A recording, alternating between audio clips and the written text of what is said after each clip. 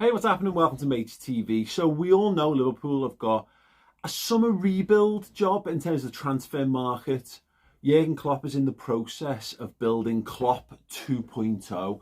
And I thought it was quite interesting to take a closer look at just how far along that rebuild is. I think there's a real sense that a lot of work needs to be done this summer.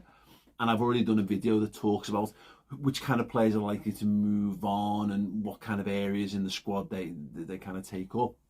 What I thought was quite interesting, when we're talking Klopp 2.0, what was Klopp 1.0 and what did that team look at that peak moment? What was the makeup of that squad? So to do that, I have several pages of notes, I have a spreadsheet, and there's a chance I'll have graphics, so strap yourselves in. This might be a long one, but hopefully it'll be an informative one and certainly an interesting one.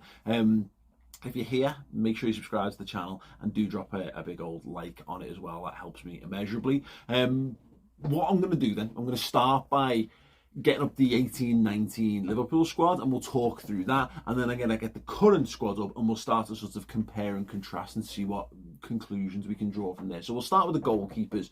So Liverpool's goalkeeping contingent consisted of Alisson, Simon Mignolet and Quevin Kelleher back in 18-19. And you might be asking, why have I gone with 18-19? Is this one when, you know, the team goes on and wins the Premier League the next year? Well, I've sort of thought of it as like the three peak years of that first sort of spell under Jurgen Klopp are 17-18, 18-19 and 19-20. That's when the team wins basically everything.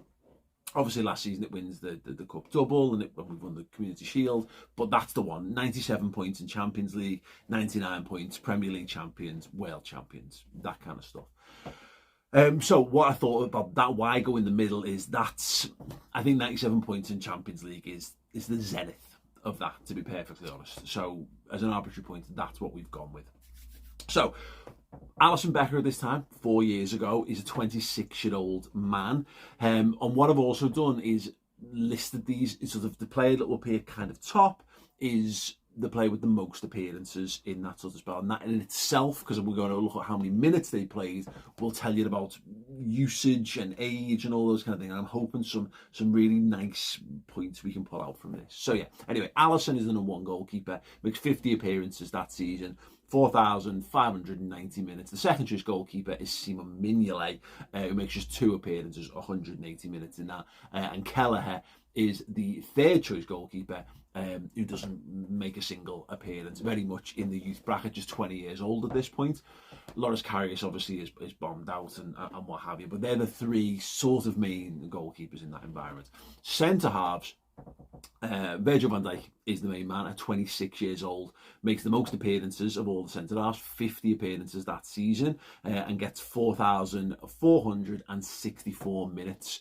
Next in line with 31 appearances is Joel Matip, basically just over half the amount of minutes, 2,347. Then you got Gomez, 21 appearances on just over 1,500 minutes, and then Dejan Lovren is effectively then the fourth choice centre half. 29-year-old Degsy makes just 18 appearances, just over 1,200 minutes in that. But in terms of the age bracket, Van Dijk and Matip 26. Joe Gomez is the young gun centre half in that, although does play games at right back, and Dejan Lovren is 29.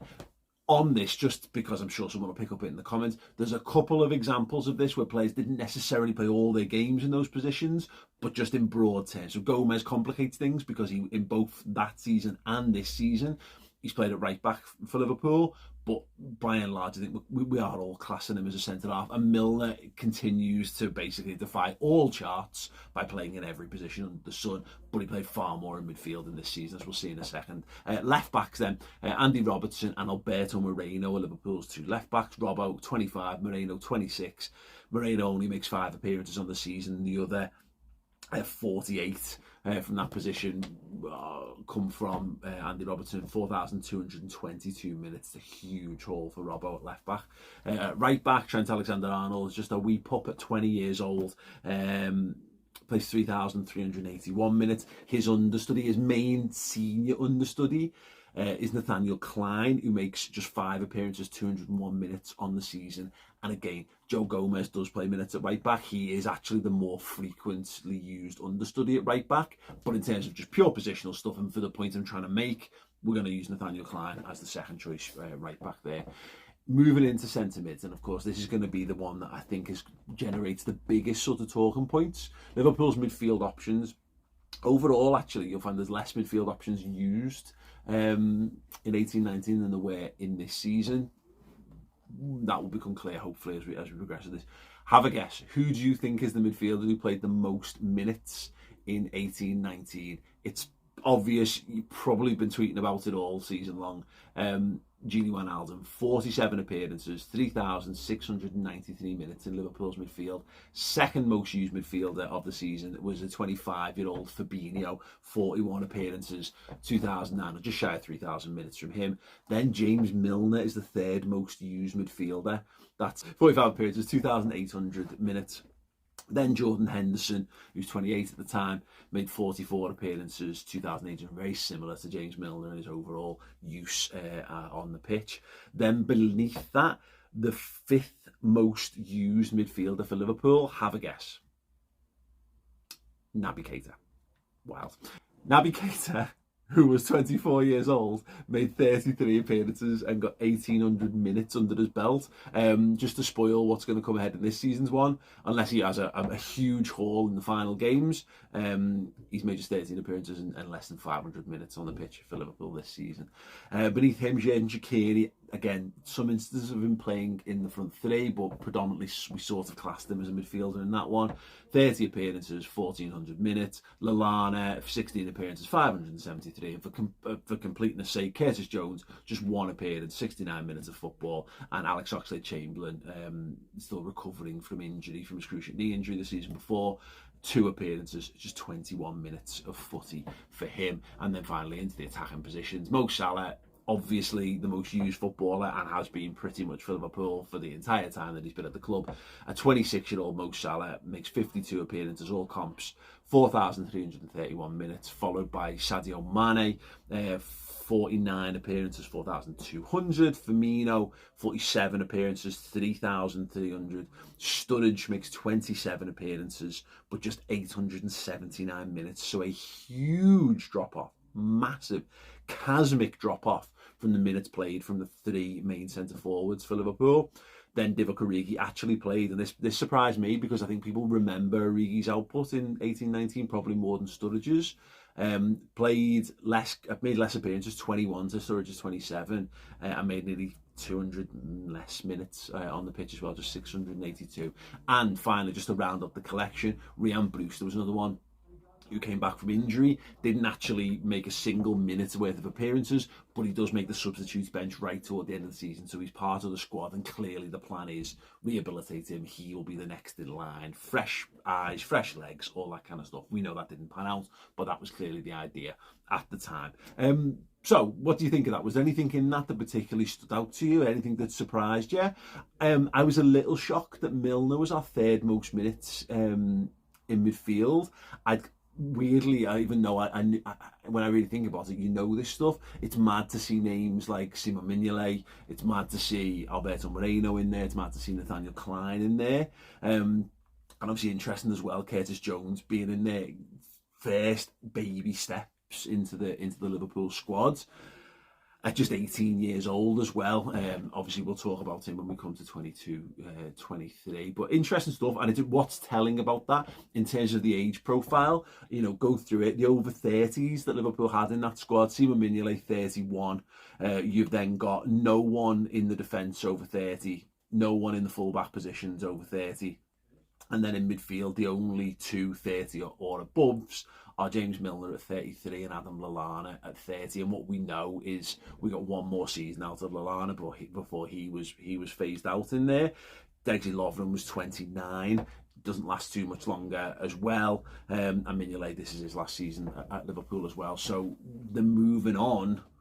A couple of the guys towards the older age bracket, which all kind of makes sense. And of course, you've got then, in terms of like that prime age midfielders in particular, because this is obviously a big conversation point of that, age between sort of 24 and 28, you've got Naby Keita's 24, Xherdan Shaqiri's 27, Hendo's 28, Fabinho's 25, Gini's 28, Oxlade-Chamberlain 25, there's a really, the clutch, the main amount of Liverpool's midfielders are all right in the prime sort of age bracket there. And again, the same goes for the forwards. Daniel Sturridge at 29, we know he was well beyond creaking at that point.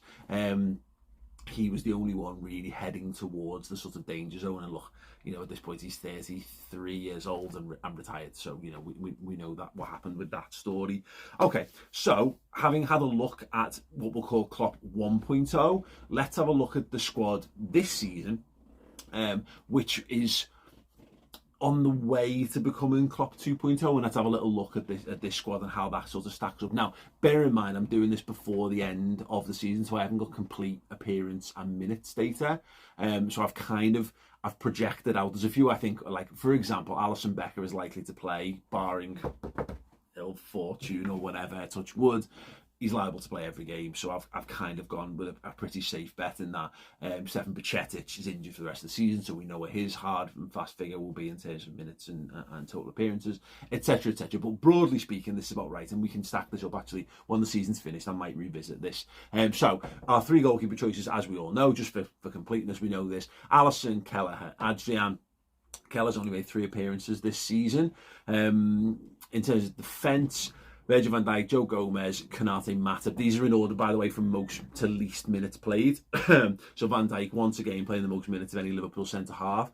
It surprised me, and there's still a chance. There's a very slim chance that this might change. Konate might just edge above Gomez in terms of minutes, but obviously he was out for the first half of the season, so he's really playing catch-up there. And Joel Matip has had a bit of his own struggles again this season, so he's played the 4th most minutes of anyone.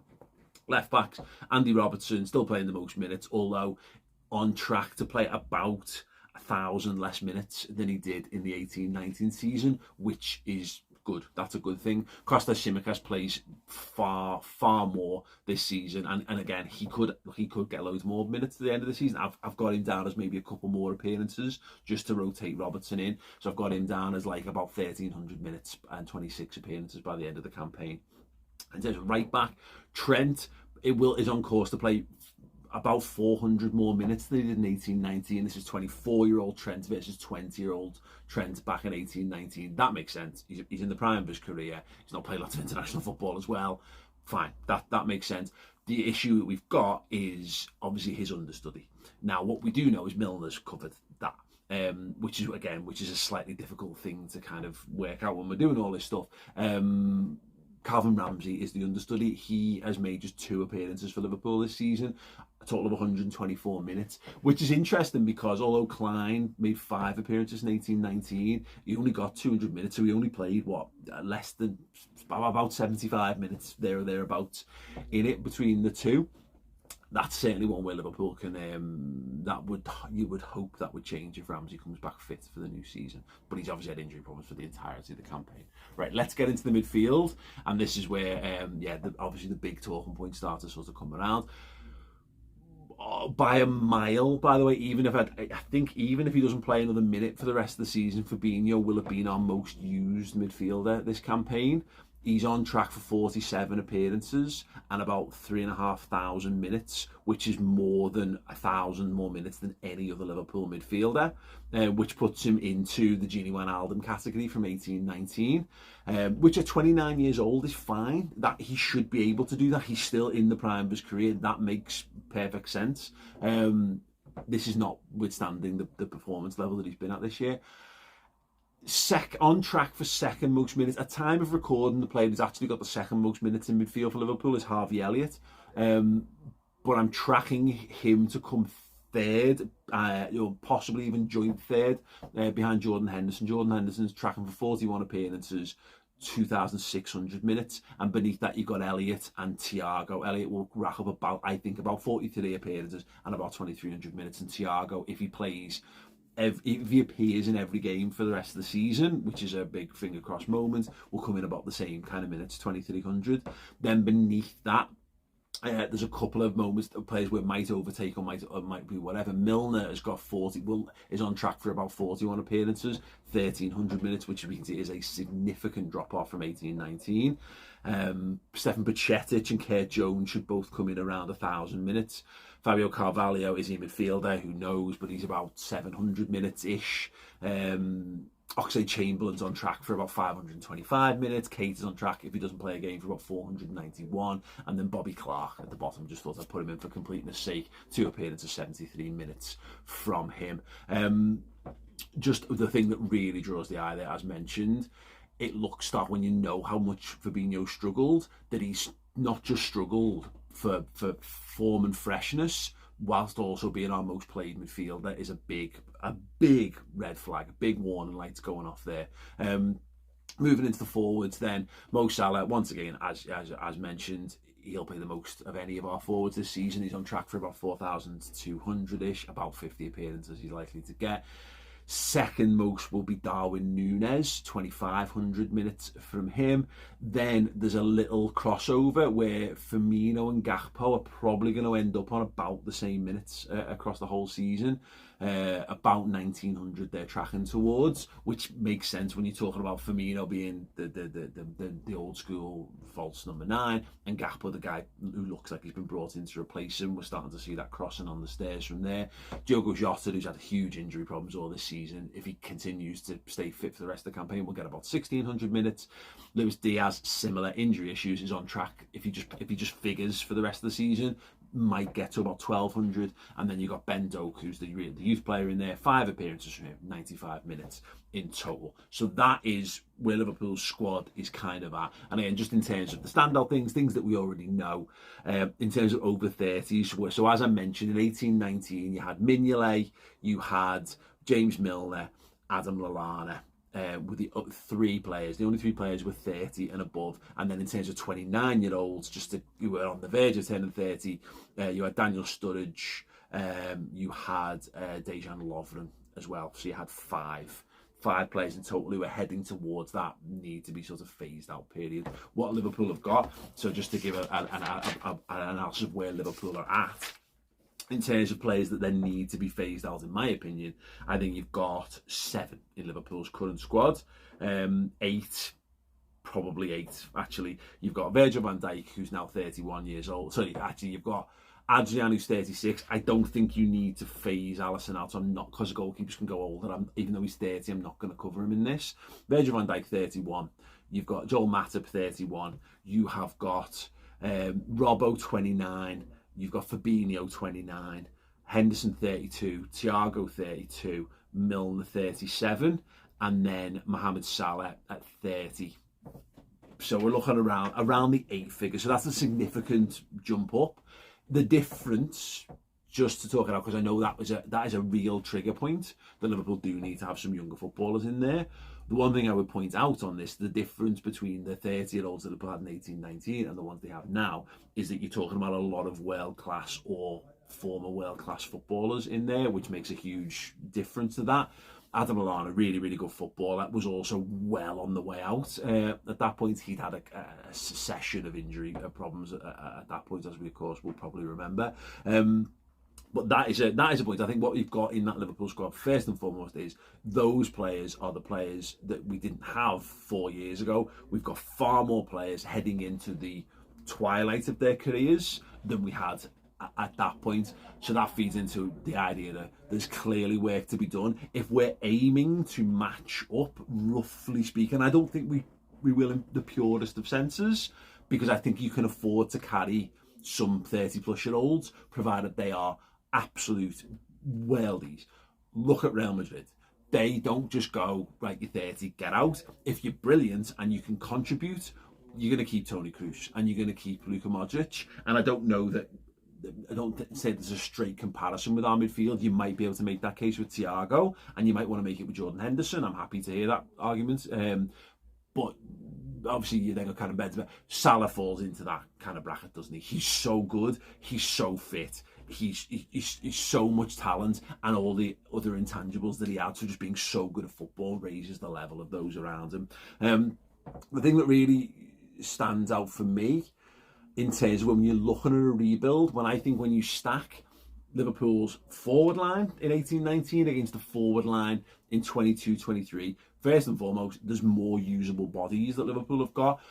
The vast majority of minutes in that season were played by Salah, Mane, Firmino. Totally and utterly on them, and then Sturridge and Origi playing sort of cameo roles. And we saw it. They both scored important goals. Sturridge, of course, scores against Paris Saint-Germain famously in the group stages, and of course, Divock Origi scores against the Ev, scores against Barcelona, scores against Newcastle in the run-in for the Premier League as well. Whereas what we're seeing is like a healthier split. Now, the substitution rule changing will help that. And where I think Liverpool's minutes are slightly harder to measure, Diaz and Jota's injuries make them quite hard to measure, and Gakpo coming in midway through the season. But what I would say is, if Firmino's going to be moved out, looking at what Liverpool have got in the attacking areas, Salah being 30, 10 and 31, I think is fine for his level. I think a 31-year-old Firmino being phased out, that makes reasonable sense, as much as I would keep him around for another season perhaps. Nunes at 23, Gakpo at 23, Jota at 26 and Diaz at 26, with Doak at 17, feels like Klopp 2.0 attack is boxed. That is done. I think that's what that looks like for me. In terms of the goalkeeper situation, I think Alisson's in the perfect age. Keller has come up to be 24 years old as an understudy. Having a senior understudy is a very, very good thing. What that means, and does he want to stay around, I think we'll discuss on another video. And then you've got an older goalkeeper in Adrian to round that out. If they can keep that, then they've got the goalkeeping department, I think, boxed off. I don't think there's any major surgery that needs doing to the goalkeeping department. In terms of fullback, I think Robbo being 29 and Robbo taking a drop off of 1,000 minutes from 18-19 when he's a 25-year-old footballer to a 29-year-old footballer, that is good. That is good squad management. Kostas Tsimikas, 26 years old, in the prime of his career, is really capable understudy, and he's going to play about 1,300 minutes. I think that feels right. So I think the left back situation, that feels pretty solid. In terms of the right backs, Calvin Ramsey's injury means he's a total unknown quantity, and you might make the case of a change of formation for Liverpool. Does he fit? That's a real unknown. But if I'm just going to look at it in terms of your first choice right back and your second choice right back, Trent being in his prime and then having this young lad, I think when you've got a prime age footballer, you've only got two options. You either go old or you go young. And generally have to rule with goalkeepers, and when you've got prime age world class footballers, it's hard to have another, particularly in right back in a specialist position, it's hard to have another guy at the same, in and around the same age. I don't think you're going to get another 23 to 27-year-old who's going to come and sit behind Trent, because Trent's going to play, we're seeing it, he's going to play the vast majority of games and the vast majority of minutes. And there is, the course, the aside, I can't really cover that here, the added wrinkle of his potential position change moving forward. The midfield, though, here's the big issues in this. As mentioned, Fabinho, 29 years old, has he already started to melt? That's an interest, and the fact that he's playing so many minutes, he needs to play less minutes if he's sticking around, less minutes. Harvey Elliott, 20 years old, playing those kind of minutes, probably slightly too much. He's got too many appearances, and minutes feels okay when you consider Trent was 20 years old and played 3,300 minutes in 18-19. A 20-year-old Elliott playing 2,300. Actually, he's probably pretty good for where he is at with his development. Jordan Henderson and Thiago being our third and fourth, or second and third most used midfielders, that's another huge red flag. Two 32-year-olds playing about 2,500 minutes. That's not miles off. Henderson played 2,800 minutes in 18-19. He's on track to play just 200 minutes less 4 years on. A 28-year-old to a 32-year-old, that is certainly an issue. And Thiago is in a kind of similar boat. If you consider that he was probably the Gini Wijnaldum replacement, he's playing 2/3 of the minutes that Gini's able to get on the pitch, and in terms of where they're at comparatively, Thiago's 4 years older. Gini Wijnaldum was 28. Thiago Alcantara is 32. That is a discrepancy. I think the talent thing is what wins it over for Thiago, of course, because he's so good at football. But then that, and then obviously 37-year-old James Milner. He's eternal. He's got so many uses in the squad, but that put a big circle around 37-year-old midfielder. One thing I would point out on the Milner thing, in those 4 years, he's gone from playing 2,800 minutes to playing about 1,300, Good. That needs to get down to about between 4 to 7 or 800 across the positions like he has done this season. So he's third choice right back, he's eighth or ninth choice midfielder, he's third choice left back, and then you take his coaching things. I think that would be a nice natural progression. You don't want to see him playing more minutes, but look at Curtis Jones, only just finally coming back to fitness and availability. If he carries on as he has done in recent weeks, he'll get to about 1,000 minutes, and that means he's ready potentially to start filling a little bit of that.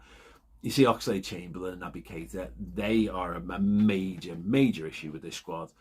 29-year-old Oxlade-Chamberlain, 28-year-old Naby Keita, they should be playing the minutes that Fabinho is. They should be playing 3,000 plus minutes for Liverpool, and they're not. And that is one of the reasons why Jordan Henderson and Thiago are playing so much football. And that is a huge thing that needs addressing in terms of Liverpool's squad balance moving forward. Just in terms of some of the numbers, so from 18-19 onwards, there's eight players left that squad. 8 players who moved on: Mignolet, Lovren, Moreno, Klein, Shaq, Lallana, Sturridge and Origi, who were all guys who played, a reasonable degree of part in that 18-19 peak Klopp 1.0 team that have moved on.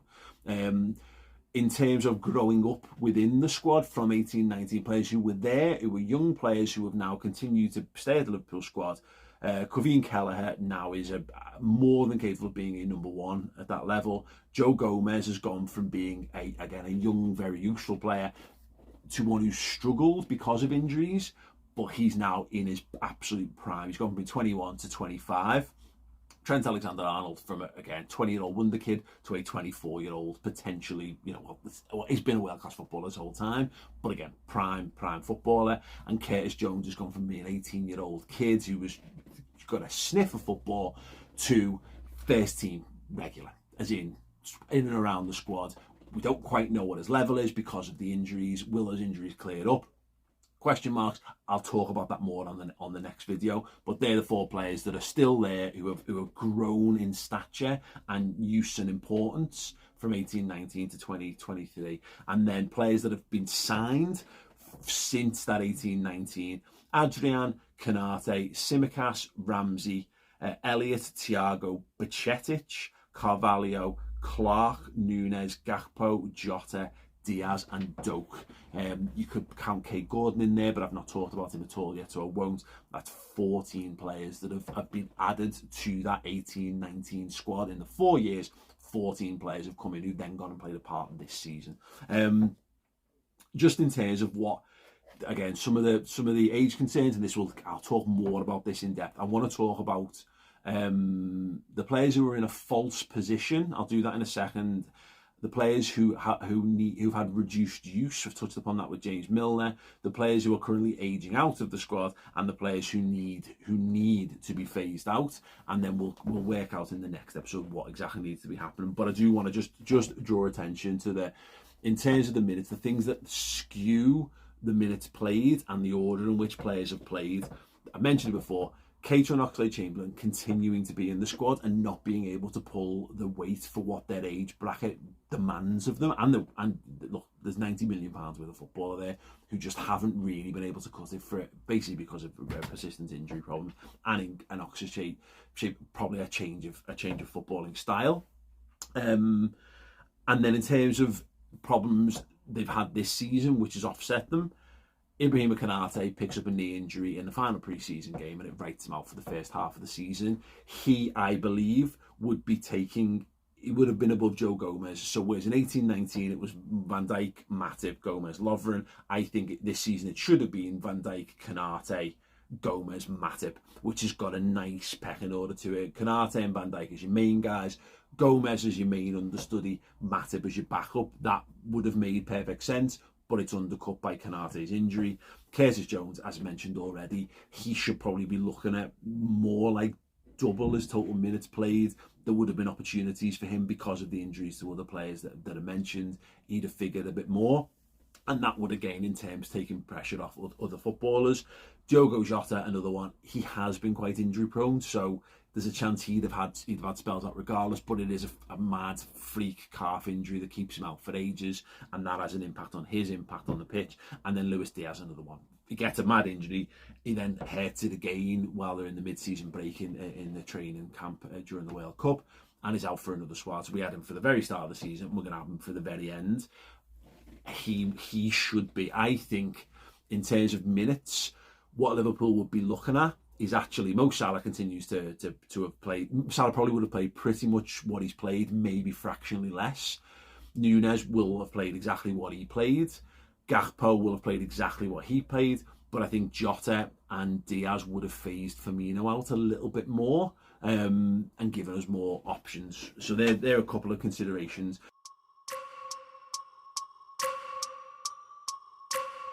But yeah, my general sense on this then is I think the rebuild is well underway. I think the forward line looks solid. I think we'll have a chat around what happens with the goalkeeping situation, but that's okay. And the fullback situation, right back, may need addressing. And I think there's some work to be done, because I think, as I say, in the next 2 to 3 years, Van Dijk, Henderson, Thiago, Salah, Milner, Fab and Matip and possibly Alisson are going to need to be phased out. They don't all need to go this summer. In fact, Milner probably, Matip maybe, and maybe Fab.